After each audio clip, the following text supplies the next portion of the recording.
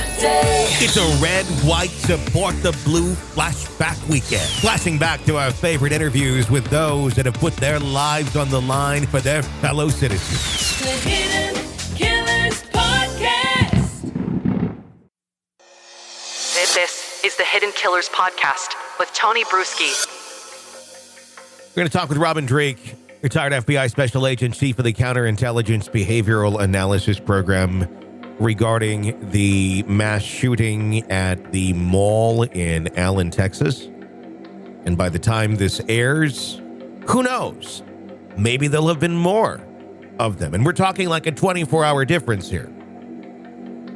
But I'm going to talk about that one because that's on the top of my mind at this moment in time. And as with all of these shootings, it's after the fact that we hear about, oh, well, they were really active in this group over here, or they were really big in that community over there. And it's usually some sort of hateful group. It's usually some sort of, I am deprived of something in my life, so I'm going to join a bunch of other guys that are also deprived of it, and we're all going to sit here and sulk on it together and blame everybody else for our problems type group.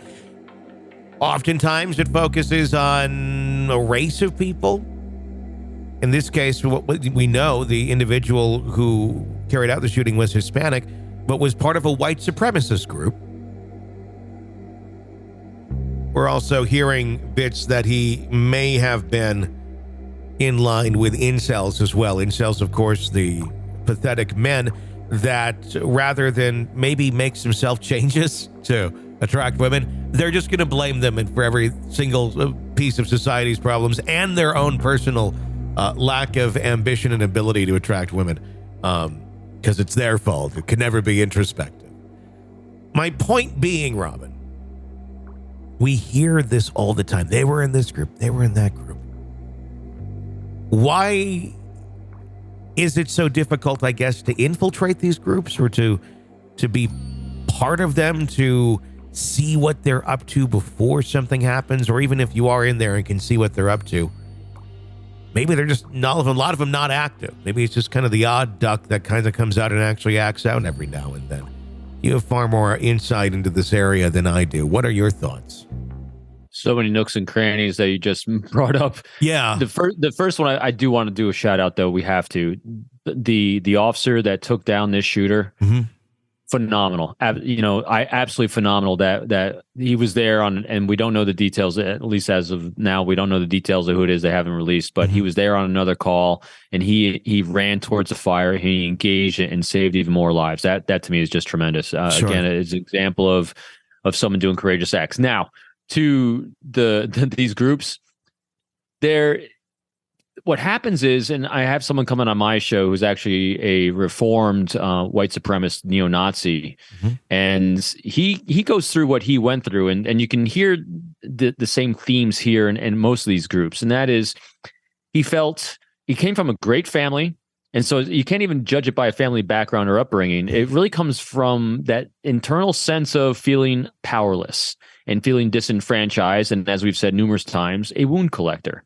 And if you're looking to feel like you need to have power in your life, and if you hit these groups will grab hold of you, they'll make you feel powerful, and in order to feel powerful, you have to do heinous acts against other people. And it serves that need that they weren't given at some point in their lives of feeling power and in control. And so how do we monitor these things? What do we do about it? We simply don't have resources, I don't think. I think, again, it goes to first the root of everything. That is, society right now has a hard time with mental health and people solving challenges and problems in their lives in a healthy way because of having healthy connections. These things, I think, are growing in certain areas because we're seeing this aftermath of COVID lockdowns, of the mental trauma, and I think it's really exacerbated things. And then when you have social media pitting people against each other because that sells ad space, and that, because again, Robert Greene's work on laws of human nature, people love to consume information that validates their own self-opinion, and if you lock onto a self-opinion in some way that someone else is bad and you're right, you're just going to keep consuming it. And if we keep putting information out there that fuels that fire, these are the horrendous things that'll happen.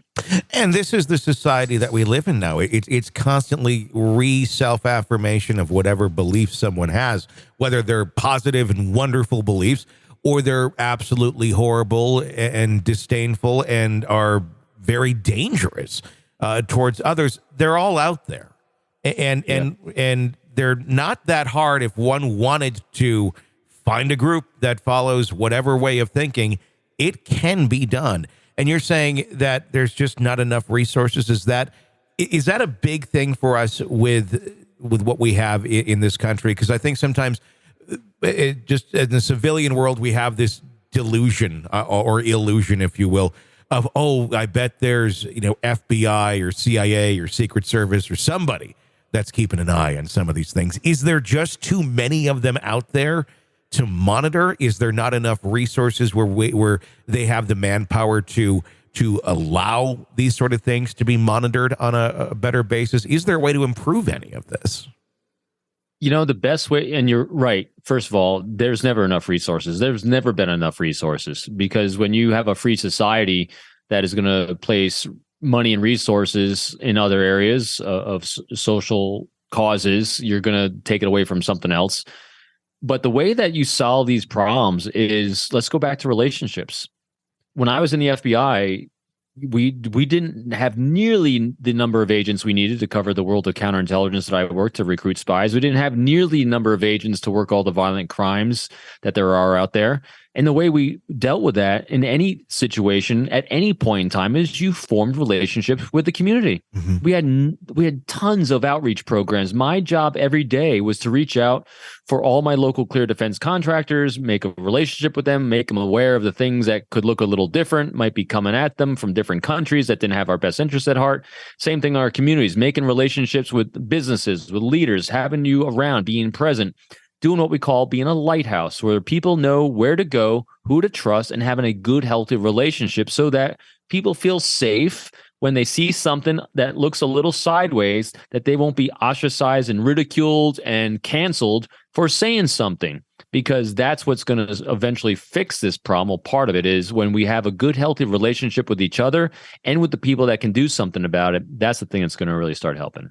And I think that's probably something that scares people too with individuals like this. If someone has, a cousin or a brother or whatever, someone in your family that is a little off, maybe into some things that are a little dark.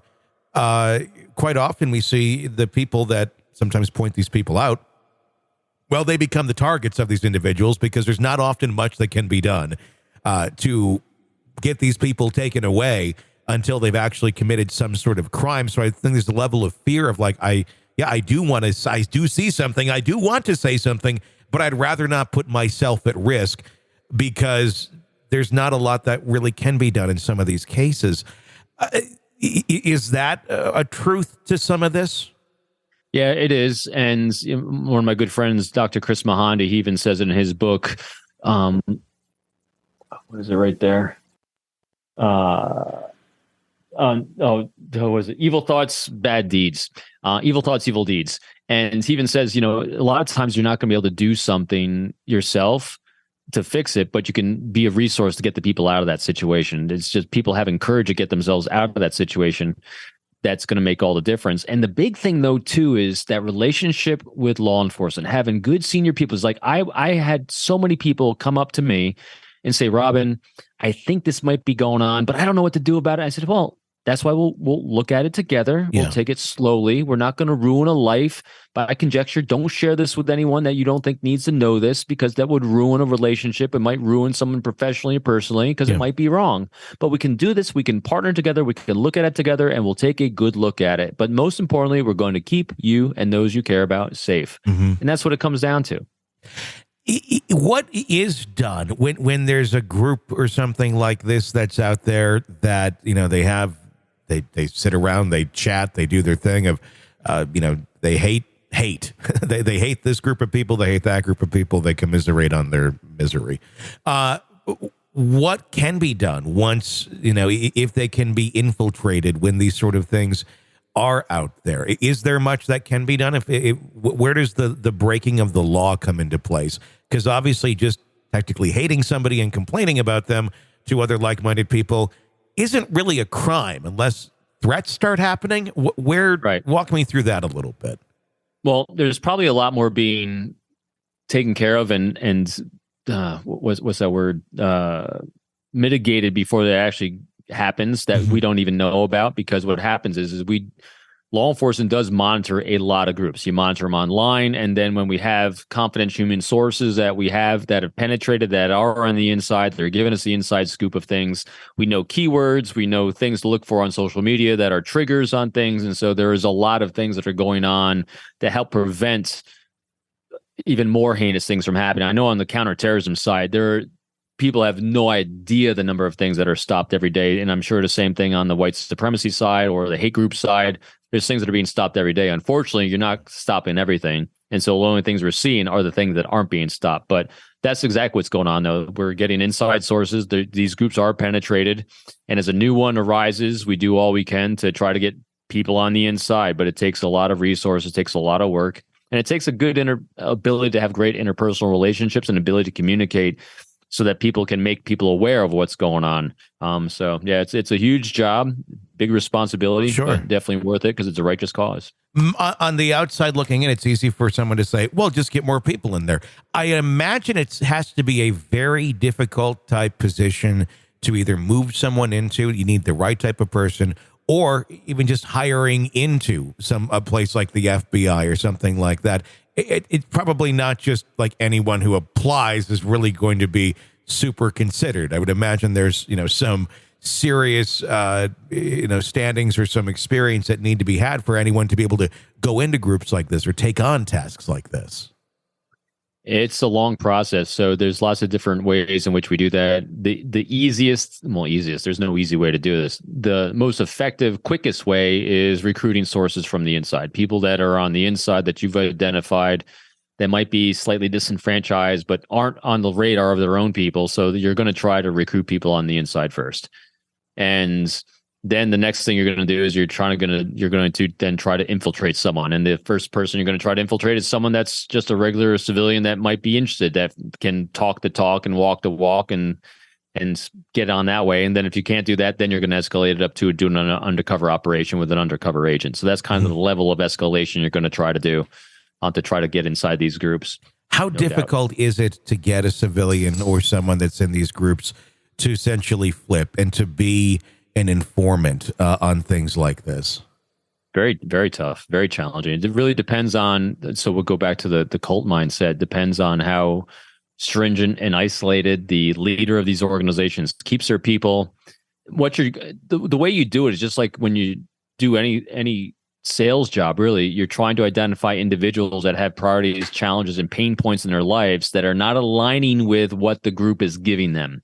In other words, if you have someone that is part of one of these groups, and because you're taking a look at everyone you possibly can as a possible source on the inside, and you identify a pain point of maybe, too much debt, a child is having a medical issue, a family member is having a challenge in life, something like that, where you can say, hey, this group might not be acting in your best interest in terms of what's going on in your life. If you want to give a hand here, this is a righteous cause to try to do something about it.